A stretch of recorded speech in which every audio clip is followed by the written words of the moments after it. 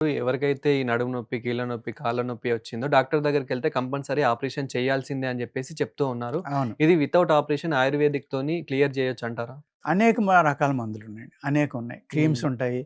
అలాగే ఆయిల్స్ ఉంటాయి. ఫుడ్‌లో మార్పులు జెప్తాము. హ్మ్. ఇక్కడ పాజిటివ్ నేచర్స్ తోటయితే మీకు మందనేది పనిజేస్తుందండి. హ్మ్. దాన్ని కొంతమంది మాకు పేషెంట్‌లొస్తారు.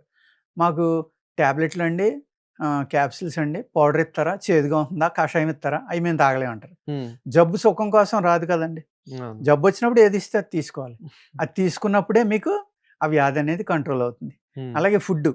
మేము పచ్యం చేయలేమంటారు. పచ్యం చేయలేకపోతే వద్దమ్మా రావద్దు. మీకు మందులు ఇవ్వలేము మేము. హ్మ్. తగ్గదు మీకు. తగ్గనప్పుడు ఎందుకు మీ దగ్గర డబ్బులు తీసుకోవడం, మీరు నెల నెల మా దగ్గరికి రావడం. ఈ అమృతం ఈ ఆయుర్వేదం అంటే. ఇది 10 మంది అర్హులు ఎవళ్ళున్నారో వాళ్ళకి ఉపయోగపడాలి మీకు కాదు. హ్మ్. అంచేత మీకు మందివ్వనమ్మా అని చెప్పేస్తాం క్లియర్‌గా. అవును. ఆ!